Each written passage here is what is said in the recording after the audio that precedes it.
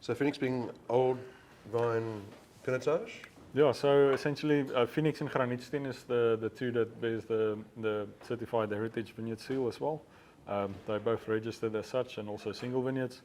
Féniks is, for me, still, will always be one of the most unique pinotage vineyards that I've worked with. As I explained a bit earlier, being Stellenbosch being cut up in clay swells on the mountains, 4 mountains, and then the 4 granite hills, it's very rare that we have pinotage planted on our kind of finest decomposition materials of granite, which is silica. And that's the ones that moves the furthest away from the mountains. And being where Sinai Hill is close to the ocean, this is kind of the furthest traveled mountain material from the Helderberg, as well as Sinai Hill. And here we have a unique little patch of almost sandy texture decomposed granite, absent of most of the clay particles, but more like it's glassy silica, quartzy, and this is quite deep. So this soil is very deep, which means it adds an element of stress to pinotage, which is important to me. Pinotage is a variety that we know soaks up a lot of nitrogen from your soil and wants to grow a lot, and it makes big bunches because when it's on that type of soils. And also for me, it's almost like Pinot Noir because it is a parent. It's quite sensitive to. It's actually more delicate, I think, than most of us think. Maybe some of the wines and examples aren't as delicate, but as a vine, it's got a soft heart. It has got a soft heart. Yeah. So being on a poorer soil or silica or sandier textured soil makes pinotage ripen a bit in the earlier phase of our season, before February's main heat. And I think it really shows in Féniks, especially in the grapes as well. And also being on that type of soil makes shorter shoots, less leaves, so the alcohol, again, is or the sugar ripeness is very slow, but the phenolic ripeness is quite high. So you can get nice thicker skins, but with intense color, aromatic profile and texture quite early on, and while it's keeping a fresh acidity. And I want to expose those attributes of pinotage. And there's a unique character, almost like thyme oil, that I gain here. It's almost like a sappy note that binds in with that red cherry components that I don't often find with pinotage. And I really love exposing that from Féniks. Yeah, there's like a flower stem note. Yeah. Really so like soft oregano or marjoram or something like that, yeah. It's a nice balance. Yeah. So quite uniquely smaller bunches, and being the closest pinotage that I know of to the ocean. I haven't met any other pinotage at this distance, 3.5 kilometers. And wind again plays a role, again making for me some good tannin. And that grape tannin is important to extract through the fermentation and not too much sense. So a lot of the extraction takes place in the first third of fermentation is important. And then also extending the fermentation for pinotage, which is not really known for. It is a variety that normally ferments very quickly, but from this vineyard, also having poor soil, very low nitrogen concentrations in the juice. Again, that adds to the dynamics of the fermentation in a different way, which is important to see, because now I can have a pinotage fermenting almost 12, 13 days.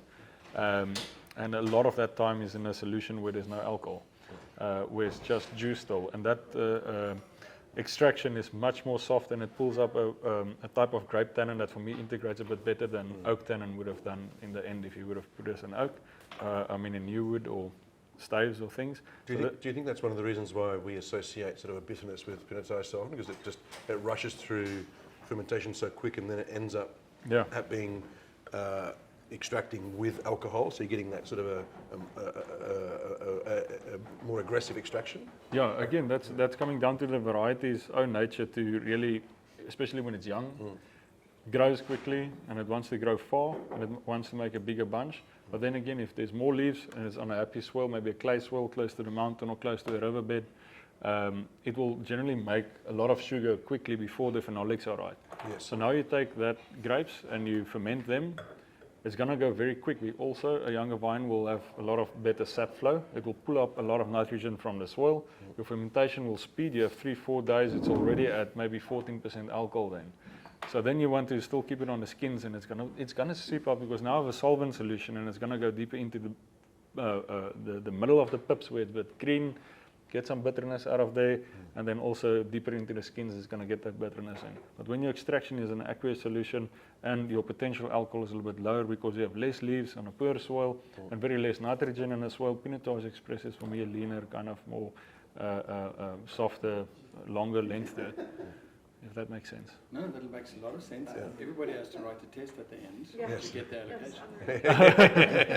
No, that's brilliant. There's so much super, common sense. it's super intriguing, isn't it? Yeah. It's just pure common sense that makes a lot of sense. So how are you managing the extraction over that? I mean, because usually, as you say, pinotage usually ferments very quickly, sort of 4 or 5 days maybe. And you're saying you're going for 2 weeks or so. It's 13, 14 days. Well, I mean, the concept for me really, or the penny dropped when I was on one of those 6-hour drives to the Karoo.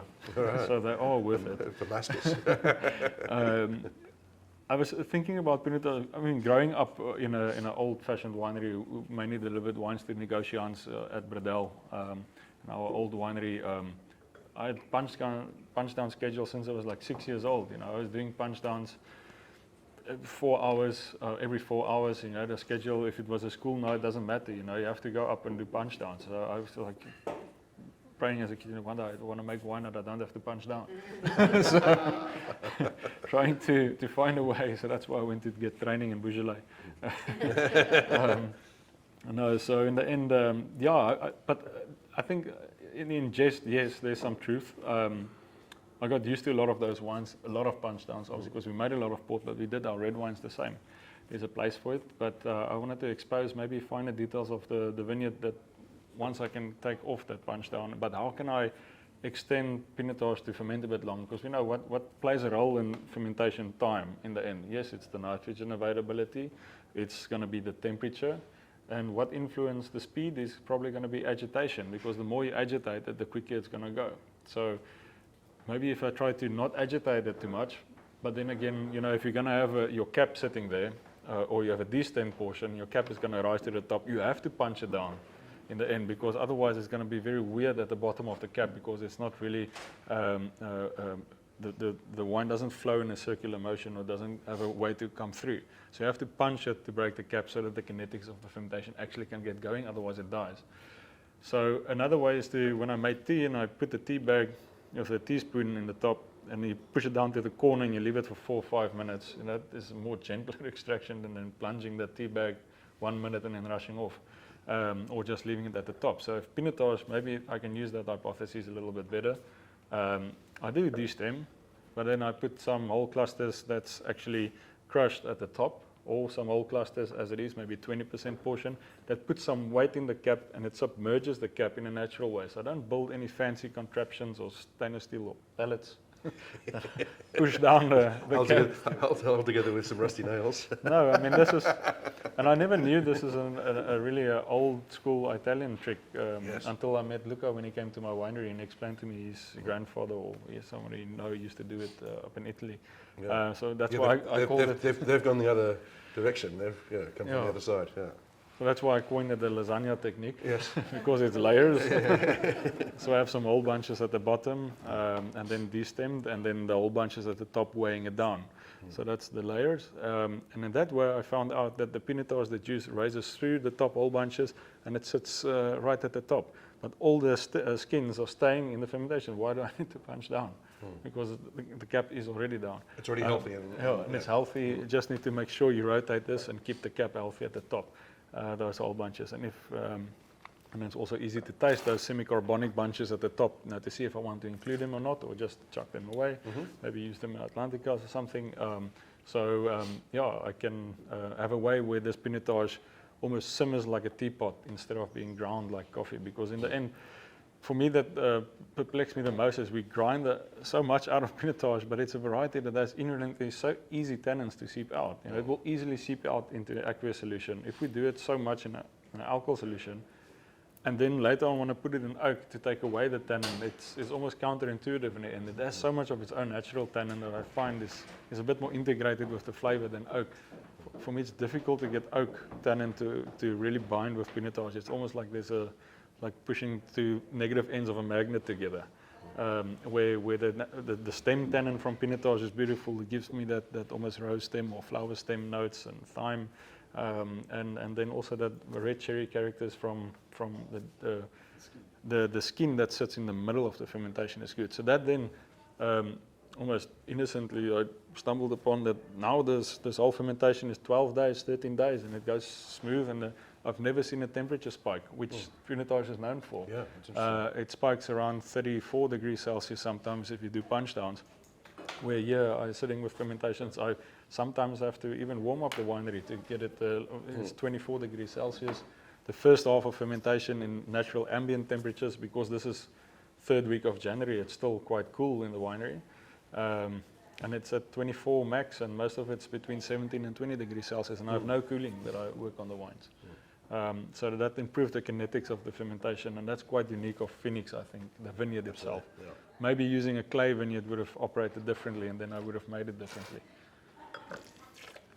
And you were saying to me when I came to visit you before harvest, or maybe even during harvest this year, that your cousin, who's obviously the farm owner of these vineyards, is finally kind of happy that these vineyards are, I mean, after 7 years of working with them, or maybe even 8 years, I think. Yeah, I mean, saying that he's more happy about the health in the vineyard. He's sort of seen the light a little bit, you know? Yeah, I mean, as a winemaker who also is involved with the vineyards, you know, on a very serious level, it means a lot when a farm worker walks up to you and says, you know, he's been working with this vineyard for nearly, you know, since it was planted. And seeing the health back in it and comes to shake you, and it means a lot. So, and even Peter then came in the end, but it was most important that the most senior farm worker came to me this vintage and said it's working. The pruning techniques I've changed it over the past years. It's showing off. There's a little bit more leaf health. This is the first vintage that I got the alcohol above 12% to be in balance with the, and it's not just with this vineyard, you know, wait and pick later. You know, there's a lot of other attributes that need to be in balance. And for me, this is a unique Féniks vintage where I got, I think, a nice balance between 12.5%, 13% alcohol with all of the nice attributes that I want. Very cool. Because it was at risk of being pulled out, wasn't it? Almost every year, yeah, because that's why the wine is called Féniks, because this vineyard is Every always year, on the yes, top list. Yeah. But now, no, it's. I think I've. You have to rename it now. No, it's the new Rosinante.